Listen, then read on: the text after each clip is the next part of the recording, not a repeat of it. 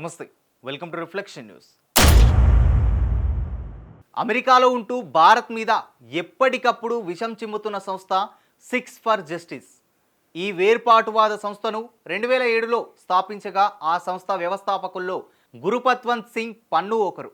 ఈ సంస్థను భారత్ 2019లోనే నిషేధించింది. చట్ట వ్యతిరేక కార్యకలాపాల చట్టం కింద భారత ప్రభుత్వం గురుపత్వంత్ సింగ్ను 2020లోనే ఉగ్రవాదిగా ప్రకటించింది. ప్రస్తుతం అతడు అమెరికాలో ఉన్నాడు. పన్నూన్కు అమెరికాతో పాటు కెనడా పౌరసత్వం కూడా ఉంది.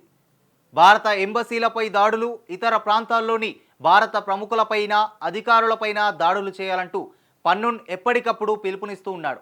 అందుకే సిక్స్ ఫర్ జస్టిస్కు చెక్ పెట్టాలని భారత్ పావులు కదుపుతోంది. సిక్స్ ఫర్ జస్టిస్ను ఉగ్రవాద సంస్థగా ప్రకటించాలని అమెరికా జాతీయ నిఘా డైరెక్టర్ తులసి గబ్బార్డ్ను రక్షణ మంత్రి రాజ్నాథ్ సింగ్ కోరారు. అమెరికా గడ్డపై ఈ సంస్థ సాగిస్తున్న కార్యకలాపాలపై రక్షణ మంత్రి రాజ్నాథ్ సింగ్ ఆందోళన వ్యక్తం చేశారు. భారత్లో పర్యటనకు వచ్చిన గబ్బార్డ్తో పాటు రాజ్నాథ్ సింగ్ భేటీ అయ్యారు. బబ్బర్ కల్సా ఉగ్రవాద గ్రూపుతో పాక్ నిఘా సంస్థ ఐఎస్ఐతో సిక్స్ ఫర్ జస్టిస్కు ఉన్న సంబంధాల గురించి రాజ్నాథ్ ప్రస్తావించారు. హిందూ మత కట్టడాలను గురుపత్వంత్ సింగ్ నేతృత్వంలో సిక్స్ ఫర్ జస్టిస్ లక్ష్యంగా చేసుకుంటుండడాన్ని తెలియజేయడమే కాకుండా అలాంటి చర్యలను అడ్డుకోవాల్సింది ఉందన్నారు. భారత దర్యాప్తు సంస్థలు పన్ను కోసం గాలిస్తున్నాయని, అతడిని పట్టుకోవడంలో అమెరికా సహకారం కావాలని కూడా కోరారు రాజ్నాథ్ సింగ్. భారత్ అమెరికా మధ్య రక్షణ, భద్రతాపరమైన సంబంధాల బలోపేతం, నిఘా సమాచార మార్పిడి వంటి అంశాలు కూడా ఈ సమావేశంలో ప్రస్తావనకు వచ్చాయి. సిక్స్ ఫర్ జస్టిస్ పలు దేశాల్లోని భారతీయులను టార్గెట్ చేయడాన్ని మోదీ ప్రభుత్వం జీర్ణించుకోలేకపోతోంది. చివరికి కెనడాలో నివసిస్తున్న హిందువులను కూడా దేశం విడిచి వెళ్లాలని హెచ్చరించాడు పన్నూన్. భారత్ అమెరికాతో చర్చలు జరిపి అతడిని భారత్కు తీసుకొని వస్తే మాత్రం ఓ సంచలనానికి నాంది అవుతుంది. గురుపత్వంత్ సింగ్ పన్ను అమృత్సర్ జిల్లాలోని కాన్కోట్ గ్రామంలో జన్మించాడు. అతని తండ్రి పంజాబ్ స్టేట్ అగ్రికల్చరల్ మార్కెటింగ్ బోర్డులో ఉద్యోగి.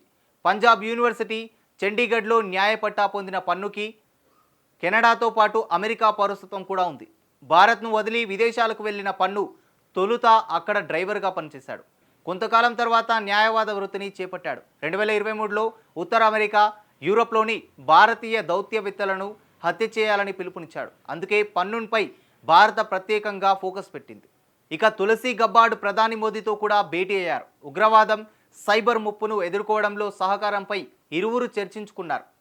మహాకుంభమేళా గంగా జలాన్ని గబ్బార్డ్కు మోదీ అందించారు. ప్రధానికి ఆమె రుద్రాక్షమాల బహుకరించారు. భారత ప్రధాని నరేంద్ర మోదీ, అమెరికా అధ్యక్షుడు ట్రంప్ మంచి మిత్రులని, సమష్టి లక్ష్యాలపై వారు దృష్టి పెట్టారని తెలిపారు తులసి. భారత్ అమెరికా సంబంధాలెంతో పురాతనమైనవని, వాటిని బలోపేతం చేయడానికి ప్రయత్నిస్తున్నామన్నారు. గబ్బార్డ్తో విదేశీ వ్యవహారాల శాఖ మంత్రి జైశంకర్ విడిగా సమావేశమయ్యారు.